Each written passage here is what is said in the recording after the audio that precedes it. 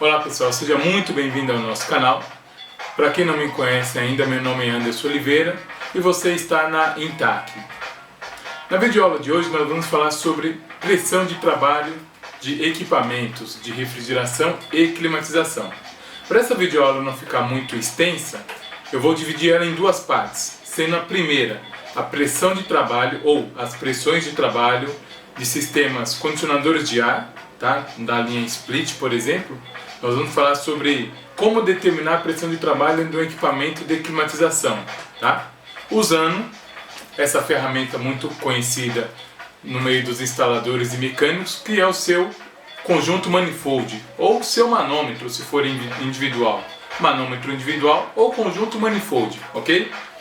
Mas antes da gente iniciar a nossa videoaula de hoje, eu gostaria que você, que ainda não é inscrito no nosso canal, inscreva-se. Se você gostar dessa videoaula, dá um joinha, dá um bacana lá, compartilha, ative o sino de notificação para você estar recebendo constantemente as nossas atualizações, ok? Todas as videoaulas são preparadas, literalmente preparadas, para levar para você o melhor conteúdo técnico no que se refere à nossa área de refrigeração e climatização, ok? Então se você não é inscrito, inscreva-se e ajuda a gente aí. Outra coisa, antes da gente iniciar a aula, vou te fazer uma pergunta que provavelmente você vai ter uma resposta duvidosa. Provavelmente, tá? A pergunta é a seguinte: você sabia que o seu manômetro, ele lê temperatura? Vou perguntar de novo. Você sabia que o seu manômetro, ele lê temperatura? Não estou confundindo com termômetro. Eu estou dizendo que o seu manômetro de refrigeração, ele lê temperatura também. Logicamente que todos os manômetros, a função dele é fazer leitura de pressão. Mas esse manômetro, não esse na minha mão aqui especificamente, mas qualquer manômetro, conjunto manifold dedicado a sistema de refrigeração e climatização, além da pressão de trabalho, ele também lê temperatura. E uma das melhores formas de você trabalhar com o seu instrumento é utilizar todos os recursos que ele tem. Essas escalas que estão aqui não é à toa, tá? Então tem um monte de número aí que muita gente se perde. Ele só quer saber da leitura de pressão e, se possível, só a leitura da pressão de baixa, tá? Aqui nessas escalas você tem uma graduação de pressão de trabalho e uma graduação também de temperatura, ou seja, você tem escalas de pressão ou escala de pressões, né? E escala de temperatura.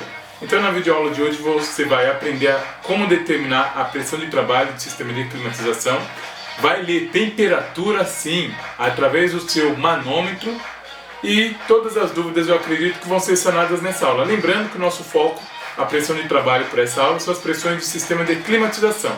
Na parte 2, nós então vamos falar sobre pressões de trabalho de sistemas de refrigeração. Então, mais uma vez, se você ainda não é inscrito, inscreva-se, dê um joinha e vamos compartilhar, como sempre, a tela do nosso computador, que essa videoaula aqui vai ser de grande valia para o seu conhecimento técnico. Vamos lá então?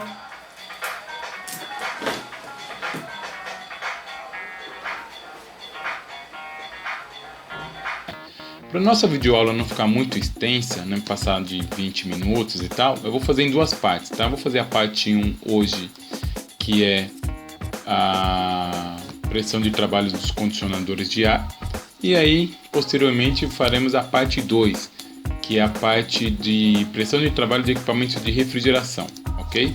Nosso foco hoje então vai ser a pressão de trabalho de condicionadores de ar, tá? Lembrando sempre que as informações que estarão aqui são informações técnicas muito válidas, mas sempre orientamos a você consultar o manual do fabricante, o manual de instalação, tá? Que vem junto com os equipamentos novos.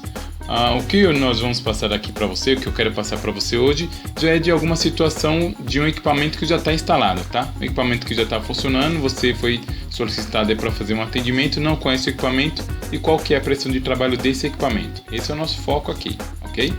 O que eu preciso saber? Bem, eu preciso saber qual é o tipo de fluido refrigerante. É a primeira coisa que eu preciso saber. Que tipo de fluido é esse equipamento? É um R22? Ou ele é o 410? Eu preciso saber por quê? Porque as pressões não são as mesmas, tá? As temperaturas podem até ser parecidas, mas as pressões não são as mesmas. Então, primeiro passo, saber qual é a temperatura ambiente ou a temperatura que o cliente quer, tá? Para você chegar nessa temperatura. Segundo passo, utilizar o valor de temperatura de evaporação entre 0 e 10 graus.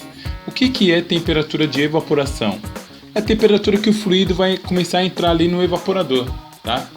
Uma média aí é entre 0 e 10 graus. A temperatura de evaporação é a temperatura na qual o fluido circula na serpentina do evaporador. Isso chamamos de temperatura de evaporação, ok? O passo 3 é você certificar que o ΔT do evaporador fique entre 8 e 12 graus. O que é ΔT? ΔT é a diferença de temperatura entre o insuflamento menos a temperatura de retorno. Anderson, não entendi nada. Vamos lá. Temperatura de insuflamento. Temperatura de insuflamento é a temperatura na qual o ar sai gelado aqui, ó. Qual é essa temperatura que o ar sai gelado? Essa temperatura chamamos de temperatura de insuflamento. E o que é o retorno? Temperatura de retorno é a temperatura que o ar retorna para o equipamento. Tá no nosso exemplo aqui, no caso do raio-all, que é esse quadradinho aqui, nós trabalhamos com o insuflamento na parte de baixo e o retorno na parte de cima. Então, na parte de cima aqui, por isso que o fabricante pede para você deixar no mínimo 15 centímetros do teto, porque se você não deixar 15 centímetros do teto, você não tem ar de retorno suficiente para ele estar trabalhando da forma adequada, tá? E nesse caso aqui desse equipamento que é um cassete, né, um cassete da Eugene, o insuflamento onde estão essas setinhas azuis aqui, e o retorno é onde está o meio dele. Se você ainda tem dúvida de onde que é o insuflamento e o retorno, coloca na sua cabeça o seguinte: retorno. Todo local quando eu abro o equipamento que tem um filtro, ali é o ar que retorna do ambiente, tá? E o ar que sai mais gelado é a temperatura de insuflamento. Então ΔT nada mais é que a diferença dos dois. Isso me dá uma proporção de rendimento no meu equipamento. Mas, voltando a falar na questão da pressão de trabalho, é só você considerar uma evaporação entre 0 e 10 graus, e aí você acha, uma das formas de você achar a pressão é através da tabela de conversão de pressão em temperatura. Tá? Então aqui a gente tem aqui, ó, uma temperatura aí de 0 grau no fluido refrigerante R22. Então essa temperatura aqui de 0 grau equivale a uma pressão próxima de 57,5, 58 psi, tá? Então, se o meu fluido estiver evaporando a 0 grau, ele está com uma pressão de 58, arredondando PSI. Se ele estiver evaporando a 5 graus, eu vou estar com uma pressão média de 70.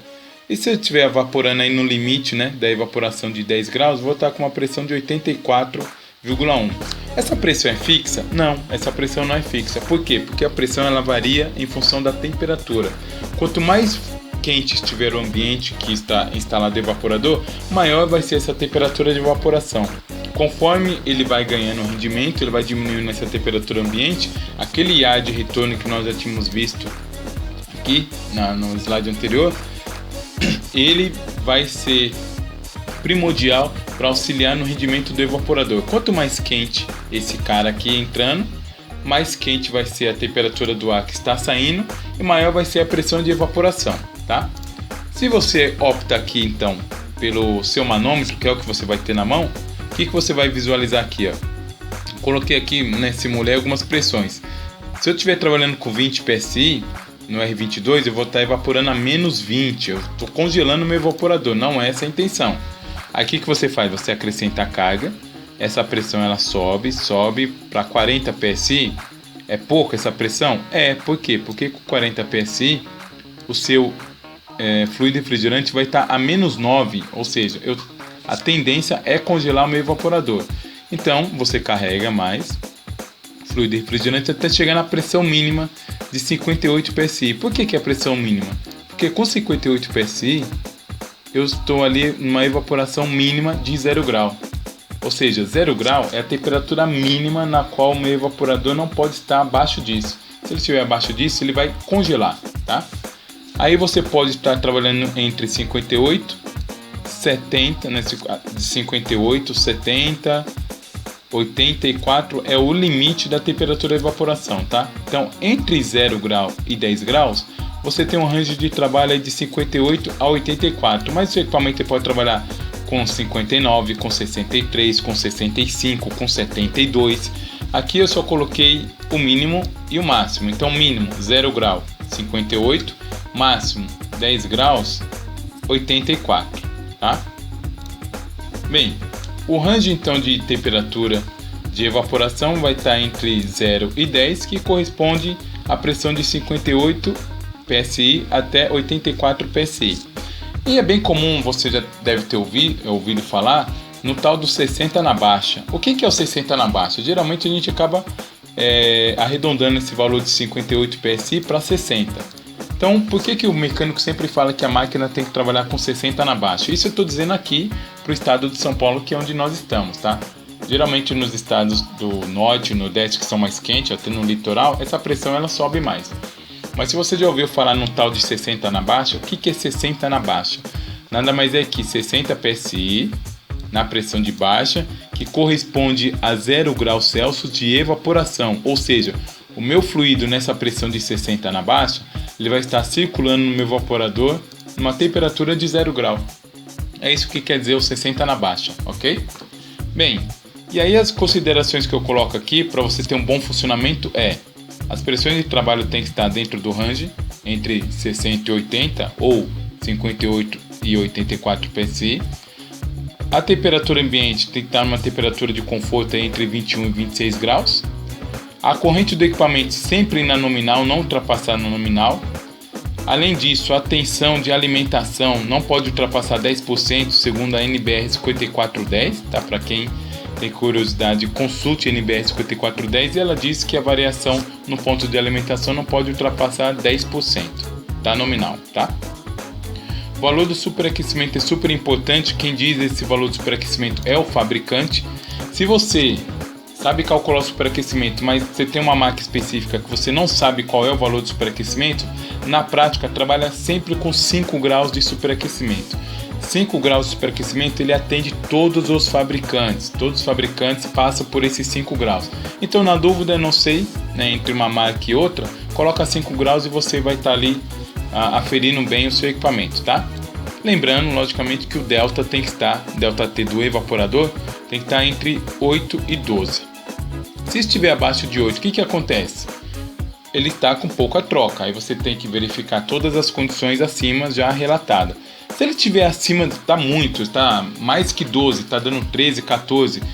Quanto maior for esse número, mais eficiente é o seu equipamento. Então você está com uma capacidade frigorífica de sobra. Por isso que esse delta ele tende a subir, tá?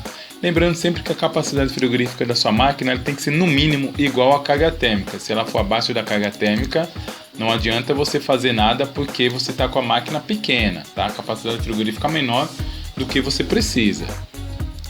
Vamos lá.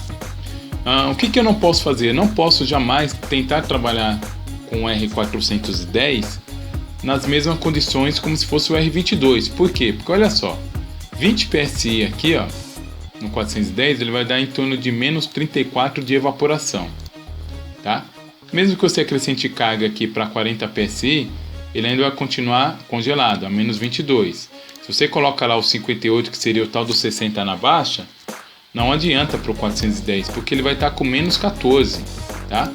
Da mesma forma, 70 psi, né, você subindo aqui, ó, 70 psi, ele vai estar com menos 9, e o 84 psi, ele vai estar aí em torno de menos 6, tá? 84 psi, que seria aqui, né, 84 seria o máximo para o R22, mas 84 para o 410 não é nem o mínimo, tá?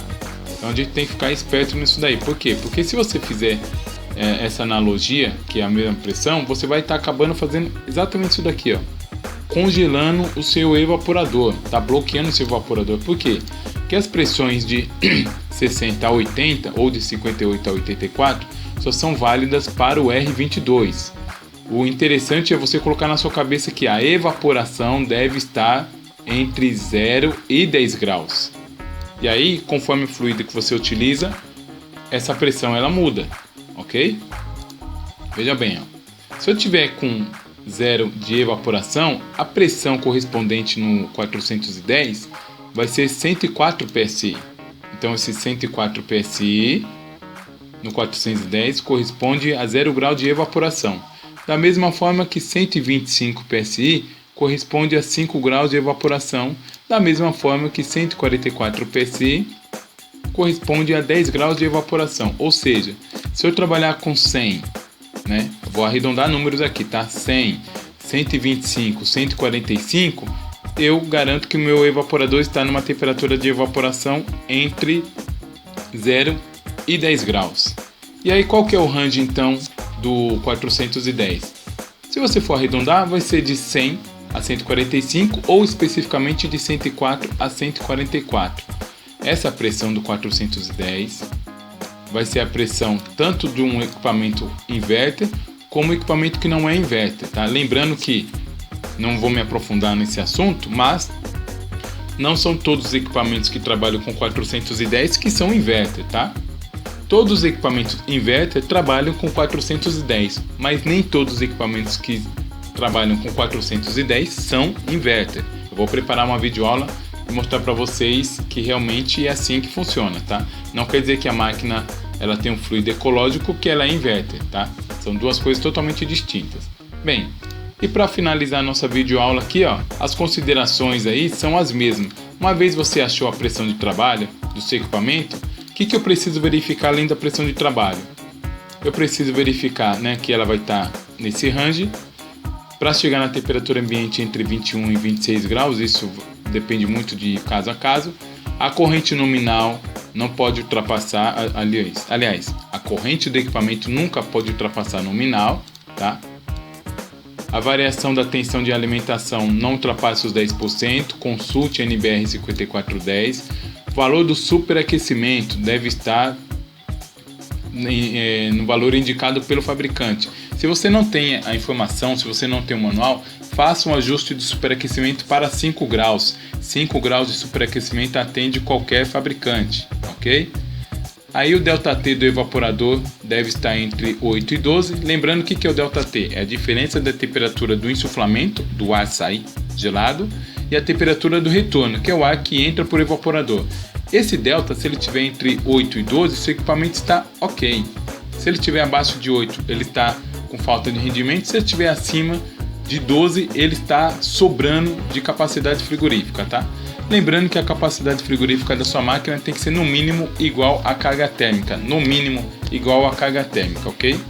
Ou superior à carga térmica.